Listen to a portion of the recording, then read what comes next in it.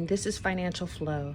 Over here we talk about everything personal finance, saving, budgeting, IRAs, investing, all the things. I love talking about this. I love watching my community build wealth and do great things and just have fat bank accounts. That's what I want for everybody in 2025. So with building wealth, the number one thing is keeping it, managing it well. So with that being said, today I'm going to go over my January 2025 free budget. So I'm not a zero-based budgeter. I don't try to take every single cent and give it a job, which is not bad. It just doesn't work for me. I do have ADHD. I am a bit of an impulsive person. And with that, I tend to change my mind a lot. So I like to give myself the flexibility to stay within a certain dollar amount, and that goes wherever it goes, versus really nickeling and diming myself, because one, I'm not going to stick to it. Two, I just don't feel like thinking that hard about it. And my day-to-day, my week-to-week is never the same. So there's no way I can do that and really stay within budget. So a free budget is just like it says. You budget your bills, and the rest of the money, you're free to do with it whatever you please. So I'm going to write down mine and I'll show you how it works. Okay. I know what my bills are, but what I'm going to start with is my rollover from December. So as I've said before, I pay all my bills on the 1st, or I put the money where it needs to be for that bill to get paid on the 1st.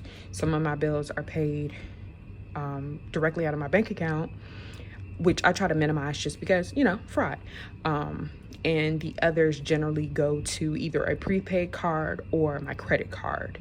So the money, in the case of the prepaid card or my bank account, the money is where it needs to be for either things to transfer or the payment to be automatically drafted, or whatever the case may be. And then with my credit card, I send certain things there because I will get certain charges covered by my credit card, for example, streaming services. But after I do that, like I said, I have a free budget. So if I don't spend all the money at the end of the month, which is also an option, I want to clarify that free budget doesn't mean spend. It just gives you the flexibility to spend if you want to, if it's still underneath your bottom line, because your bills are already paid. So again, I pay my bills on the 1st, and I try to account for those things I know I'm going to do. Like, I know I'm going to get coffee.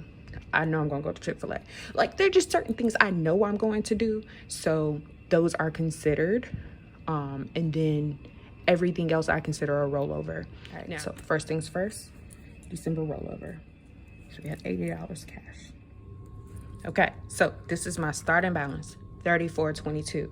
Now, the biggest expense, the expense that generally hits on the 1st for everyone, rent. So here, we're going to start getting into the negative numbers. So we have rent.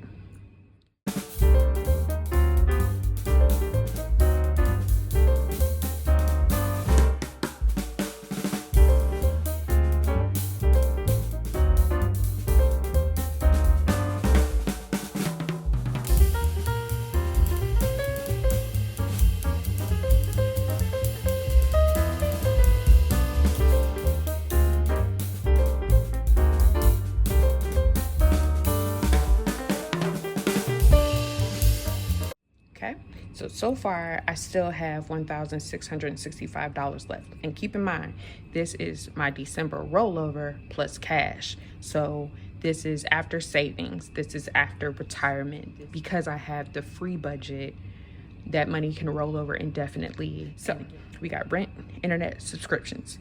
Now, what else do we have? I do have small savings transfers that come out when I get paid. So $12.65. I did the mental math. That one was a little easier, y'all. So I estimate $50 for gas. So I give myself a worst case scenario, if you're gonna eat out, $15 a day. That if I go 30 days and I eat out every day, $15. And that's the entire day. That's not $15 per meal per day. That's 15 times 30 is $450. Now we're left with $765, which is not a whole lot, but keep in mind, this doesn't include my January pay yet. Like I said, I'm gonna get coffee, and it's not really coffee, it's more like a hot cup of sugar, but whatever, I like it. So we're down to $665. And there are certain restaurants that I frequent, I consider that like part of my prepaid. The coffee is also a prepaid. So what I do is I will use a gift card on the restaurant's app, versus that way I'll just give a set amount and then I'll only re-up like every other month or something like that. So that's my way of limiting myself by not putting too much money on the app and being mindful of, okay, if you want to order from this place, there needs to be money on this gift card. If not, you need to eat at home. So those are just little things I have to do for myself because, again, ADHD. So yeah, that's that. But for my prepaid food, now, this is what I'm budgeting. I don't actually have to put that there, which is the beauty of it. It's just the budget. So still, from December rollover, even with all my bills paid, some savings, gas, dining out every single day, coffee, prepaid food, we have $515 left for whatever else I want to do. So with my free budget from my December rollover alone, I had $515. And what does that mean for February bills? What does that mean for other bills that come out in January? Well, that's the thing. My credit card bill for January, already paid. So any charges that I make in January won't be due to February. And I'll get paid, I think, 3 times before anything's due on my credit card in February. So I have $515 from December rollover, including cash, that I can use for anything else. And then as I get paid in January, that just adds to this and it becomes a January rollover. So right now, this is my new free budget.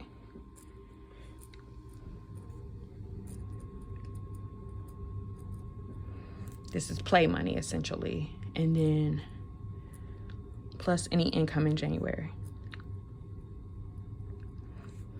And that includes rewards, if anyone sends me any money for anything, refunds, whatever.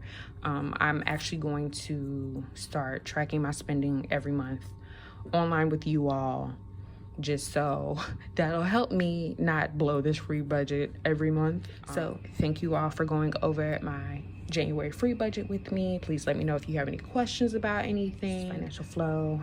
I'll see you next time. Bye.